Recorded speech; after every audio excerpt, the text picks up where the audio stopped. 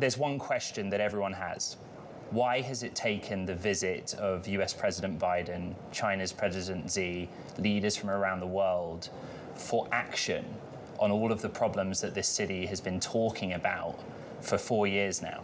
Well, just to be clear, we have been working on this now for a few years. This is not an issue that we've been sitting around waiting to solve. It's been something that San Francisco continues to work on. And since I've been mayor, since 2018, we've helped over 10,000 people exit homelessness. And we've never even had 10,000 people on our streets. We've seen a reduction when other Bay Area cities saw an increase. And so this is a problem that we continuously worked on. This year, fortunately, we've gotten additional resources from the state and the federal government that has really made a tremendous difference around the challenges that we're dealing with. A question from our audience that was submitted when they heard you were coming on the program is, were people moved temporarily because of the events of this week from specific blocks and neighborhoods to others, or was this a permanent action that was taken for what we see on the streets outside? Well, it was an effort that took place. As you know, we had a court case where it limited our ability to move people off the streets. We still have a few hundred beds available, and our street outreach team is out there every day. And after we got clarity from the Ninth Circuit Court of Appeal, people who are offered shelter are no longer involuntarily homeless. So we are able to move them into housing, into treatment, into support. And so we have been very aggressive once we had that clarity to get people off the streets. Our goal is always to provide support, to provide compassion, but to not let people linger on our streets, especially when we're offering them an opportunity for housing. Our hope with what we've offered is that they will hold on to what we're making available to them. Mayor Breed, the frustration of San Franciscans and the perception of the outside world is this happens every APEC or even with Dreamforce. For a week, the city is cleaned up. It puts its best foot forward. But when everyone leaves on Friday or at the end of the week, what guarantees can you give the city that this is permanent, that the actions the city's taken to address the problems we know about will continue? Well, just to be clear, APEC is a very unique event in San Francisco. We haven't had a global event of this magnitude since the United Nations was established. So it's a big deal. And after Dreamforce, things that we've done to keep the streets clean, to deal with the open air drug dealing and using have continued, which is why we're seeing a significant increase in how great the streets look of San Francisco. And also, just so you know, we have certain concentrated areas where there are challenges. Other major cities in the U.S. have the same problems. But in our neighborhoods, in the outskirts of San Francisco, things have been looking up for a very long time. Welcome to our Bloomberg television and radio audience worldwide. We're speaking with San Francisco Mayor London Breed. That's the case, right? That these issues are not unique or specific to San Francisco. Indeed, other Californian cities experience them.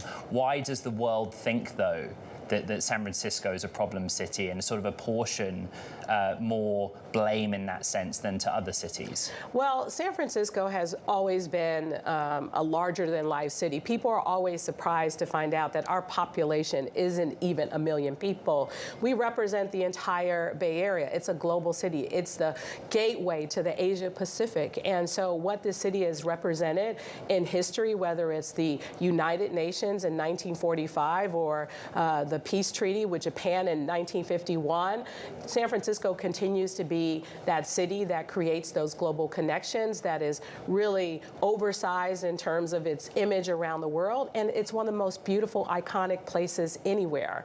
So we're going to always get attention, whether it's good attention or bad attention, depends on what the story represents. And right now, APEC, all eyes are on the city. Artificial intelligence, of the top 20 AI companies in the world, 8 are in San Francisco, and they are growing rapidly. Autonomous vehicles are being tested here. We're seeing so many new technologies and things that are changing the world. And even during COVID, we were a leader and we saw one of the lowest death rates anywhere in the country. So San Francisco continues to get a lot of attention in various aspects, and that will continue. And my hope is, as a result of APEC, people will finally get to see what San Francisco is from their own experience. The centerpiece of this week for many is President Biden meeting with President Xi and the expectation is there will be some discussion about fentanyl. Yes. If you had the opportunity to speak to President Xi this week, what would you ask of him in the context of fentanyl?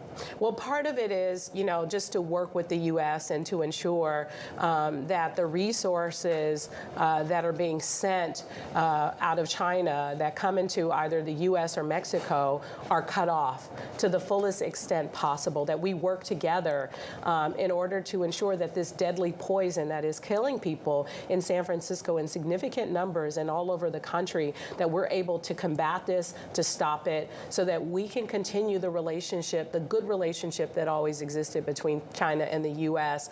around trade, around business growth and development, because right now this is a big part of what I think is also having an impact on our relationship, because it has been so deadly to the people of the United States. Mayor Breed, who will you be meeting with this week, and what are you hoping to achieve when the week ends?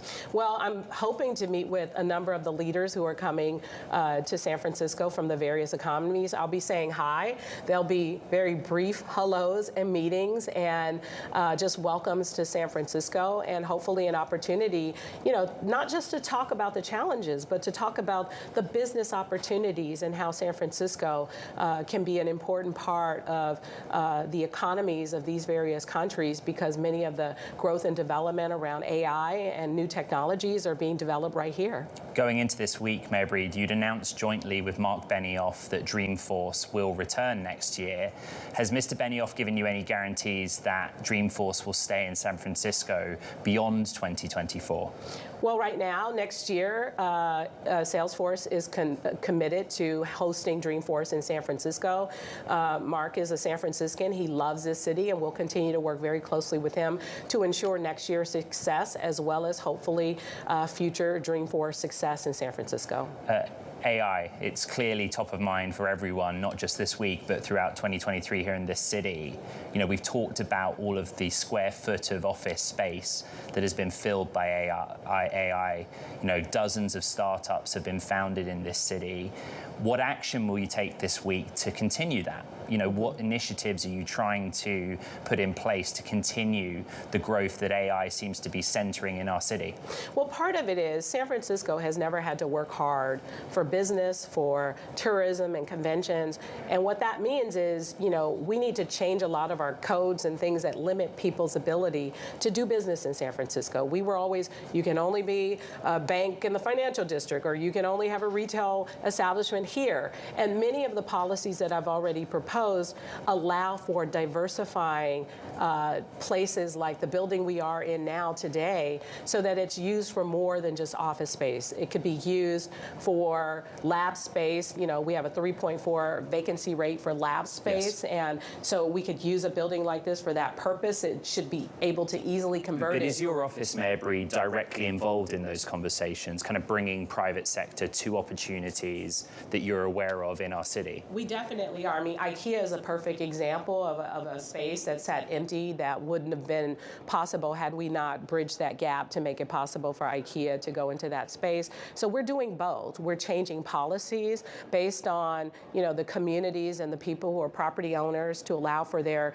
properties to be used for more than just one use. We're making planning code changes, and we're trying to just make it easier so that the process is not as cumbersome in trying to deliver something different and unique and diverse for San Francisco business. Mayor Breed, until very recently, San Francisco was the only city in the world that had 2 robo-taxi companies operating 24/7 and charging a fare for driverless rides. Cruise's permit was revoked.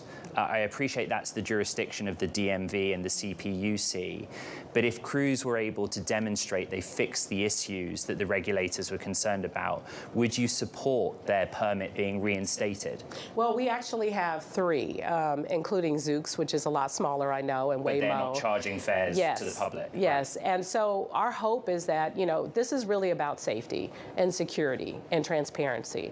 And my hope is that Cruise can get things in order order in order to be back on the streets of San Francisco, but they really are going to need to build the trust of the people here in the city. And I know that we don't directly make the decision, but we're still here to work with this technology because we are excited that autonomous vehicles are in San Francisco, are testing in San Francisco, are able to be a new transportation network as a part of San Francisco, but we have to ensure that it's a safe network of transportation as well.